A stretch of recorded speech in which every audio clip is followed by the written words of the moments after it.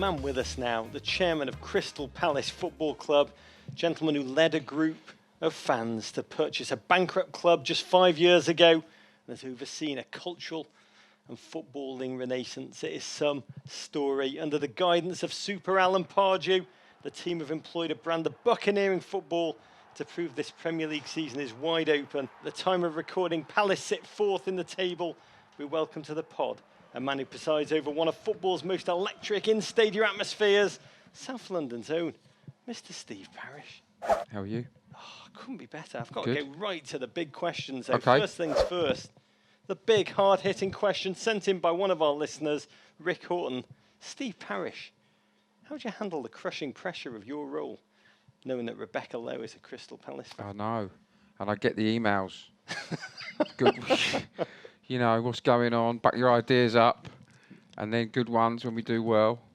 It's pressure for all the fans, though, isn't it? You know, you're carrying that burden, hopes and dreams of all the fans. And she's not alone now in America. I would say your performances this season, I mean, what a story they've been. 15 Premier League games won in 2015. Only Arsenal and Manchester City have won more. Can I get a pulse check on this season? Are Palace set for a great top four charge, or are they just in a great run of form?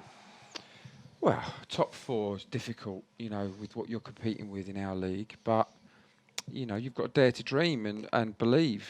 I know it's a cliche, but win every game or come close to winning every game and you've got a chance. We've had a great start. Southampton have come close in the last few years. Everton have come close. So somebody's going to do it. Somebody's going to break in there. And who knows? Look, you can lose 5 games on the spin in this division and suddenly you're looking at the other end of the table as well. It's so tough. You know, you guys watch it every week. You know how competitive it is. Every game is a little battle within the big war of a season, and we're not getting overconfident. But of course, we're enthusiastic about where we are. We've got a good team. The performance last week was incredible. I've never seen us dominate a team like that in the 5 years I've owned the club. Crystal Palace have the lead their football deserves. But you didn't just do it on the field. You've got an advertising background, and you developed a fascinating brand, the South London identity, playing off the club's rich history, developing flair players, that DNA of Mavericks, this South London and proud brand. I mean, can you describe the essence of South London to Americans who've never been there, especially defining it against kind of the Chelseas, the Arsenals, the Tottenhams in London? What is South London?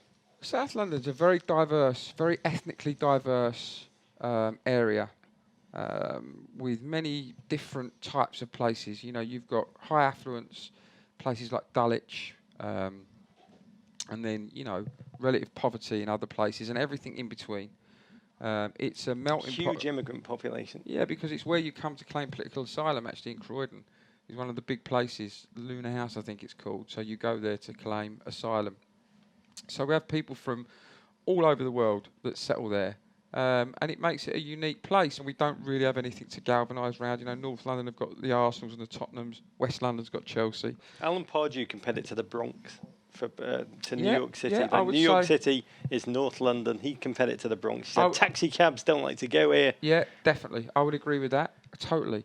And because of that, it's got that hard kind of edge and identity, and you can see that in the fans. We're an edgy club, an urban, edgy, working-class club. But is it a place or is it a state of mind, South London and proud? Because I feel like you've kind of transcended watching these games in America.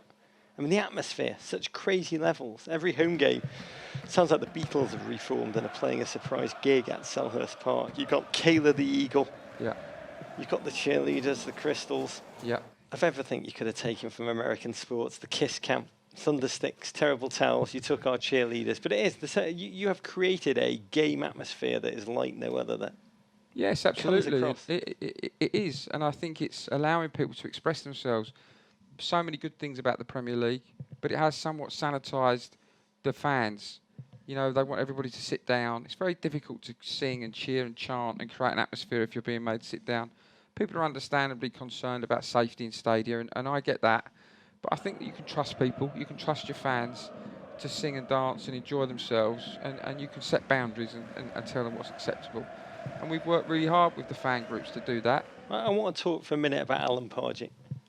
First as a player, 168 appearances for the club, I remember him as just a hard-working midfielder with fantastic blonde tips. He wasn't the greatest player, Super Alan, was he? Scored the best goal of the decade, arguably, for Well, Palace. Super Alan Pardew was an ironic chant.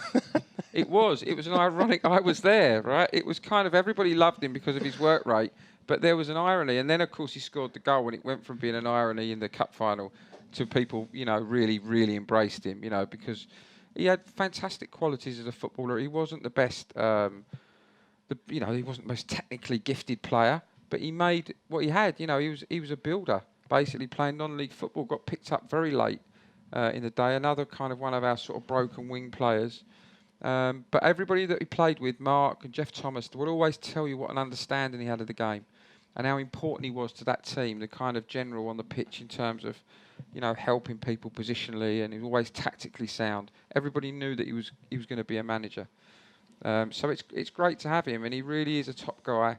He's got a real affinity to the club, and he's just very good, very experienced and good at what he does. If I could give you one thing to take Palace to the next level, what would it be? We really need to do something with the stadium. The main stand, new main stand, I think, because the corporate income that you can get in London for Premier League football would really then put us in the same income bracket as the next level club up. And obviously in that time I've got to make sure that the funds aren't diverted so that we can stay in the league, and Alan's supported with the things that he needs to do to make sure that we maintain our status and keep pushing on. We don't just want to stay in the league, we obviously want to be in the Europa League, pushing towards the top 4 places.